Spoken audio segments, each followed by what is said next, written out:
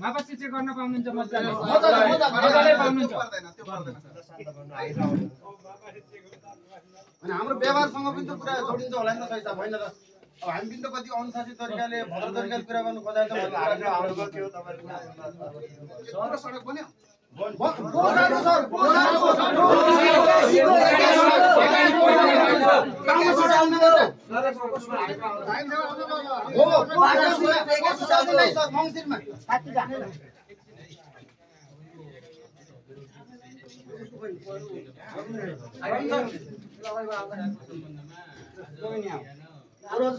उसले 25% बाटा पनि सफाई गरेन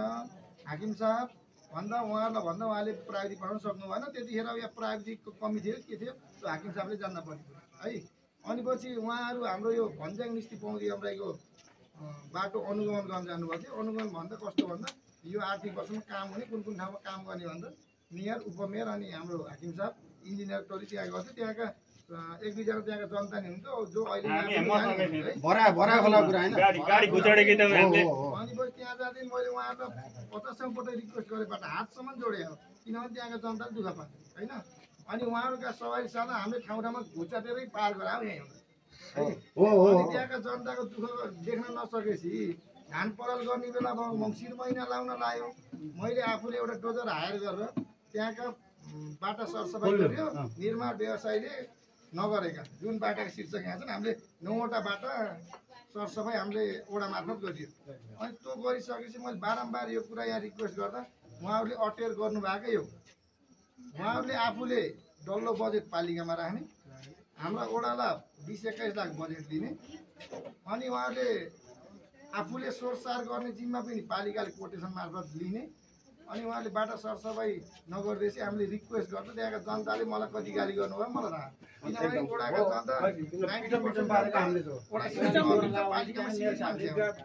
कुरा उहाँहरूले राम्रो तरिकाले बारम्बार राख्दाखेरि उहाँले यहाँ केही सुनवाई चाहिँ गर्नु भएन अनि यहाँ केही 3-4 दिन अघिदेखि यहाँ थोरै विवादस्पद कुराहरू बाहिर आएका छन् यो मेन कारण यही हो हैन 2 नम्बर बासीलाई नगर्नेको अवस्था हो है हामी बासीले भन्नु पर्छ चाहिँ 2 नम्बर बासीको चाहिँ सुनाइ भएन केही कुरा पनि उहाँको आउनु पर्यो हाकिम साहब त कर्मचारी हुनुहुन्छ उहाँ आउनु पर्यो हामीले भोट हाल्नु हामीलाई मेयर साहब चुनावमा मात्र मुख देखाउने होइन हामीलाई मुख देखाउनु हुन्न मेयर साहबलाई पठाउनु अनि बारम्बार कुरा भइसकेपछि उहाँहरूलाई मैले रिक्वेस्ट धेरै पटक गरेँ हामीले ओडाले डोजर चलाउन चाहन्नौँ तपाईँहरूले नै डोजर पठाउनुहोस्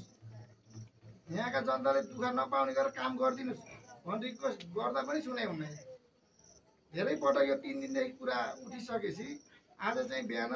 एक प्रकारको हामीले यो भुक्तानी गर्छौँ है भन्ने कुरा उहाँले मौखिक कुरा गर्नुभयो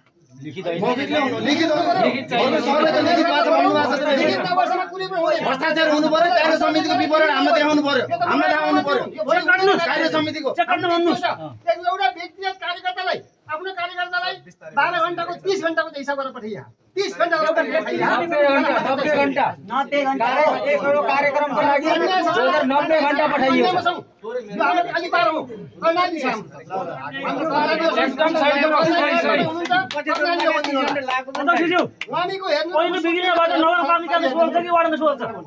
हामी सदरमुकाममा जाने बाटा छैनन् नगरपालिकामा आउने बाटा छैनन् कसले सोच्छ यो स्वास्थ्यको त्यस्तै छ कुरा कुरा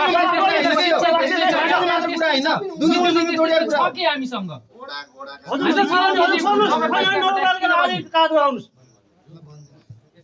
2 नम्बरको हाम्रो सेयर बाहिर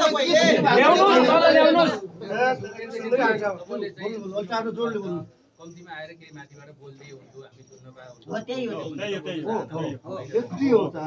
मेयर साहबले सुन्न खोजे म उपस्थित भएको छु मेयर साहबकै सन्देश लिएर चाहिँ म आएको छु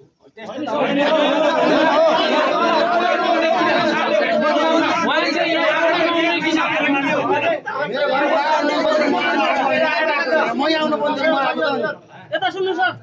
हाम्रो भन्दा मेयर साहबको सुरक्षाकर्मी कति हुनुहुन्छ हामी कहिलेसम्म सुरक्षाकर्मी कति हुनुहुन्छ एउटा मेयर साहब यहाँ यदि सुरक्षाकर्मी चाहिन्छ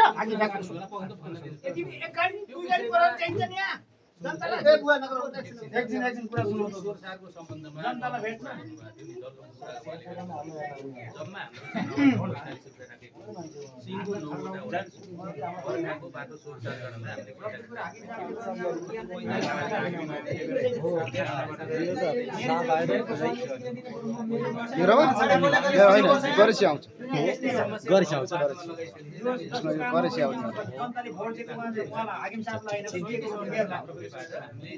सिङ्गो नगरपालिका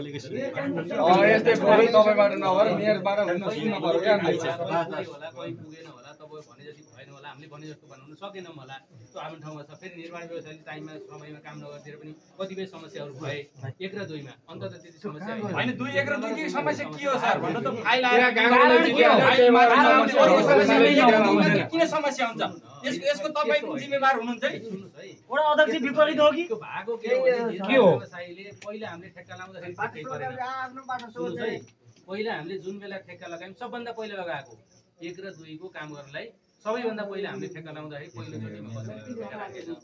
नराखिसकेपछि हामीले दोस्रो चोटि जानु पर्यो दोस्रो चोटि जाँदाखेरि 10-15 दिन त्यसै ढिलो भयो त्यही बिचमा फेरि के भयो लगातार हाम्रो असोजको झन्डै 16-17 तिर ठुलो पानी पनि आयो हामी जानकार नै छौँ सबै होइन त्यो कारणले गर्दाखेरि अलिकति ढिलो भएको हो र अहिले हामीले के आइसकेपछि जुन तपाईँको उहाँले अब ठिक छ मलाई भन्नुभएको नभने होइन तत्कालीन समयमा मैले पठाउन नसकेको अवस्था के हो मैले काम लगाउँदा त बजेटको स्रोत चाहियो नि त बजेटको स्रोत नभइकन मैले काम लगाउन सक्ने स्थिति रहेन नरहिसकेपछि मैले चाहिँ अब पहिला बजेट छैन स्रोतै छैन स्रोत नभइकन मैले कसरी पठाउन सक्छु एउटा कुरा दोस्रो कुरो नगर्दा त्यतिखेर हामीहरूको प्राविधिक सुत्तीको समय परेको थियो कोही घर आउने जाने धेरै हाम्रो बाहिरका साथीहरू हुनुहुन्छ खास गरी लुम्बिनी प्रदेशभन्दा बाहिरका साथीहरू धेरै हुनुहुन्छ होइन उहाँहरू चाहिँ टाढाबाट आउने जाने क्रमले गर्दाखेरि दसैँको तिहारको छुट्टीले गर्दा ढिलो भयो त्यसपछि उहाँले जुन सोर्नु भएको विषयमा एक प्रकारको योभन्दा अगाडि एउटा चाहिँ समझदारी बनेको थियो त्यो समझदारी भित्र रहिसकेपछि होइन त्यसले चाहिँ हामीलाई मर्का पर्यो समस्या भयो यो चाहिँ समाधान भएन भन्ने भइसकेपछि दुईटै पक्ष आज नेपाली काङ्ग्रेसको पनि नगर सभापति सहित र नेकपा एमालेको नगर कमिटीको अध्यक्ष सहित को टिम र नगर प्रमुख र म समेत त्यहाँ सँगै थिएँ होइन त्यो एउटा टिम बसेर यो जुन किसिमको 2-3 दिनसम्म असमझदारी भएको छ हाम्रो बुझाइमा फरक पनि आएको छ एक तरिकाको त विवादै भयो नि त सर यो त अब पैसा पाइन्न कि हामीले गरेको कामको पैसा पाउन्न कि भन्ने उहाँको कुरा र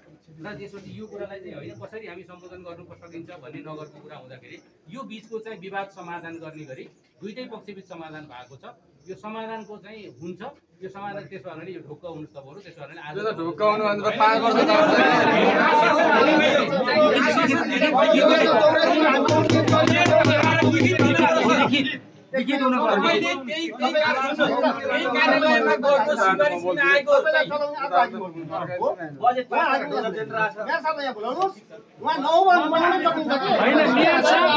लजाउन पर्ने किन आज